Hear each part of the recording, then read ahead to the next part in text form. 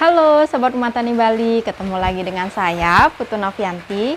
Video kali ini kita akan sharing pengalaman tentang menanam tomat pada budidaya konvensional tanpa menggunakan tanah.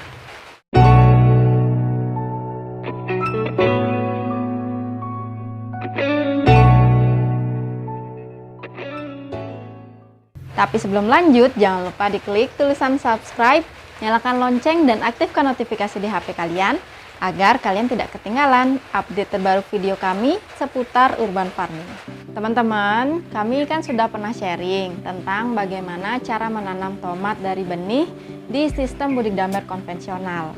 Nah, di video tersebut kami juga sharing tentang media semai apa yang digunakan, teknik menanamnya bagaimana, media tanam yang digunakan apa, dan juga perawatan-perawatan untuk mengoptimalkan pertumbuhan tomat di sistem budidaya konvensional.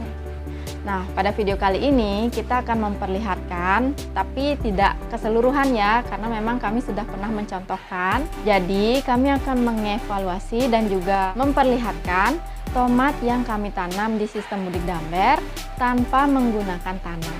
Kami sharing sedikit ya.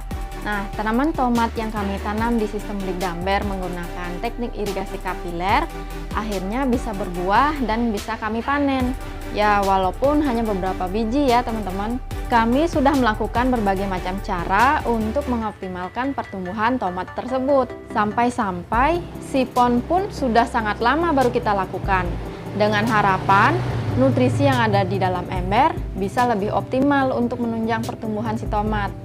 Nah, setelah berbuah dan kami panen, ternyata tomat ini tidak mengalami pertumbuhan lagi. Daunnya tidak bertambah, terus juga tidak muncul bunga, dan lama-kelamaan daunnya mulai menguning dan batangnya mulai rusak. Sehingga akhirnya kami mencabut tanaman tomat ini dan menyingkirkan dari sistem budidaya konvensional. Kemudian kami mencoba kembali untuk menanam tomat dari biji di sistem budidaya konvensional. Teknik yang kami gunakan tetap sama, yaitu irigasi kapiler. Tapi bedanya adalah kita tidak menggunakan media tanam tanah, jadi hanya menggunakan arang dan juga rockwool. Nah, kalau di penanaman sebelumnya, kita itu kan secara berkala menambahkan cangkang telur dan juga melakukan pemupukan agar tomat dapat tumbuh dan akhirnya dapat berbuah.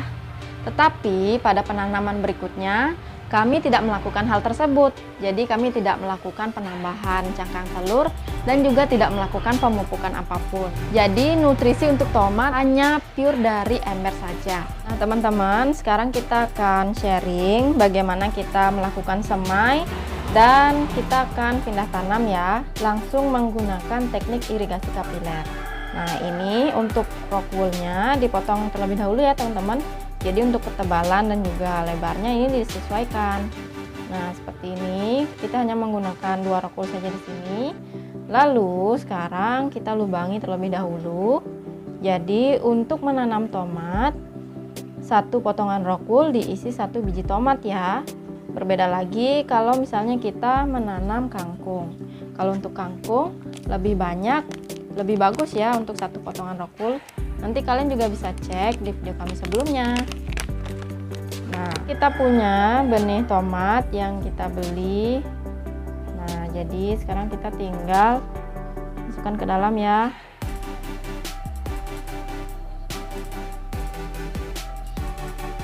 Seperti ini, bisa didorong sedikit. Nah, setelah seperti ini, baru kita basahi rockwoolnya. Setelah seperti ini, kalian bisa menutup menggunakan plastik atau apapun itu. Yang penting semaian kita terhindar dari sinar matahari secara langsung.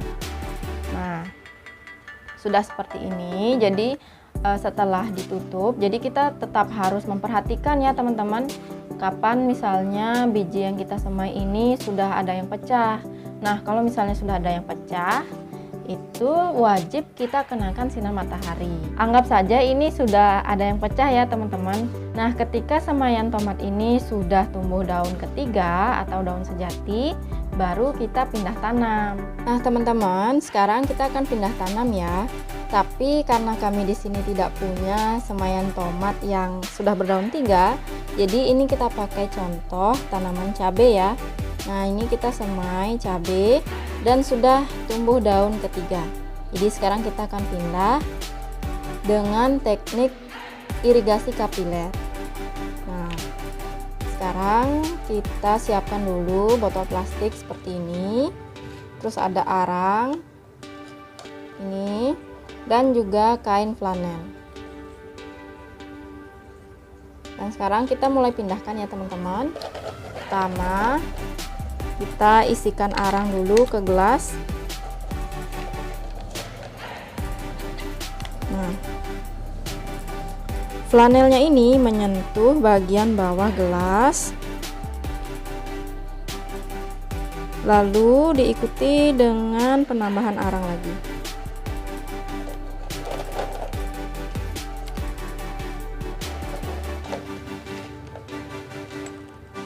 Biar bisa tinggi ya teman-teman.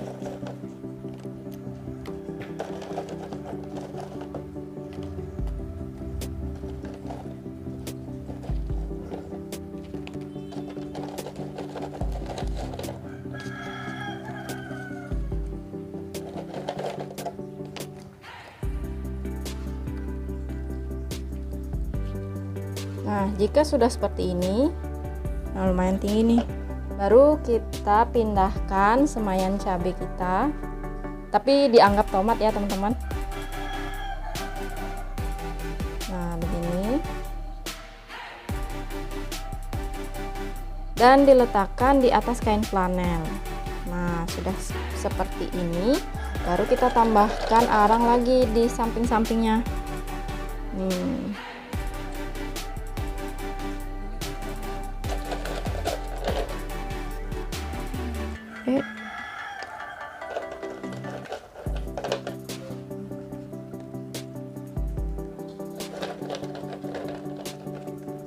Nah, seperti ini dia teman-teman. Ini tinggal kita tambahkan kawat agar bisa diletakkan di sistem budik damer konvensional kita. Nah, begini teman-teman. Nah, kalian mau tahu kan hasilnya tuh gimana? Jangan di skip videonya ya. Nah, pada penanaman tomat kali ini kami sama sekali tidak menggunakan media tanam tanah subur dan kami tidak menambahkan pupuk dari luar sistem. Jadi memang benar-benar nutrisi hanya bersumber dari sistem saja. Dan untuk sipon kami tetap lakukan 2 minggu sekali. Nah, hasilnya kalian bisa lihat sendiri, jadi seperti ini.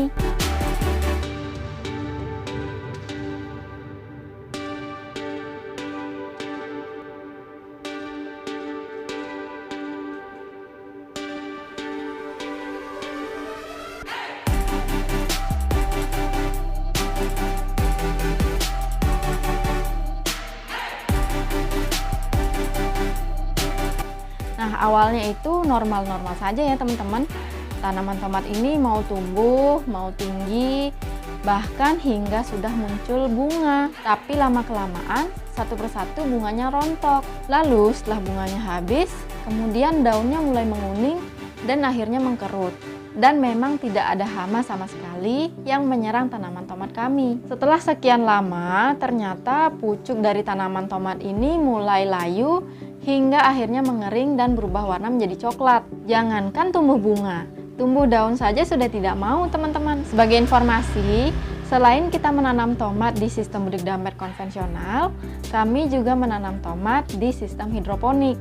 Jadi kami tahu perbedaan yang terjadi. Nah, mungkin nanti kami akan buatkan tentang bagaimana kami menanam tomat di sistem hidroponik dengan menggunakan teknik yang paling sederhana. Karena ada pembanding dengan sistem lain dan sebelumnya juga kami sudah pernah menanam tomat di sistem budik damer menggunakan teknik irigasi kapiler dan juga bantuan pupuk. Kami tahu perbedaan yang terjadi di saat kami menanam tomat di sistem budik damer tanpa menggunakan media tanam tanah subur dan juga tanpa bantuan pupuk dari luar sistem. Ketika kita menanam di sistem budik damer konvensional, pembentukan nutrisi menurut kami belum optimal karena penguraian amoniak menjadi nitrat masih terbatas. Dan kita sendiri tidak tahu seberapa banyak bakteri nitrifikasi yang bisa tumbuh di sistem budik damer konvensional kami, apalagi yang full sinar matahari seperti ini. Jadi kami tidak tahu apakah bakteri ini bisa tumbuh secara optimal atau tidak. Selain itu, bakteri nitrifikasi memerlukan aerasi.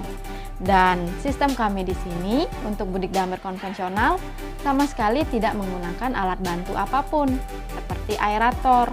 Jadi kami tidak bisa memastikan seberapa banyak bakteri nitrifikasi yang bisa bekerja mengurai amoniak menjadi nitrat. Nah, untuk diketahui, penguraian amoniak menjadi nitrat ini spesifik dilakukan oleh bakteri nitrifikasi, yaitu Nitrosomonas dan juga Nitrobakter. Selain itu, setiap 2 minggu sekali di sini kita kan selalu melakukan sipon. Dan air sipon ini tidak bisa kita gunakan kembali ke dalam sistem budidaya konvensional. Jadi mau tidak mau, air ini dibuang atau dimanfaatkan kembali untuk menyiram tanaman di luar sistem budidaya. Dan tentu ada kemungkinan penurunan, entah itu jumlah koloni bakteri ataupun nutrisi yang sudah terbentuk di dalam ember. Sehingga tidak bisa menunjang pertumbuhan tomat yang kita tanam di sistem budidaya konvensional.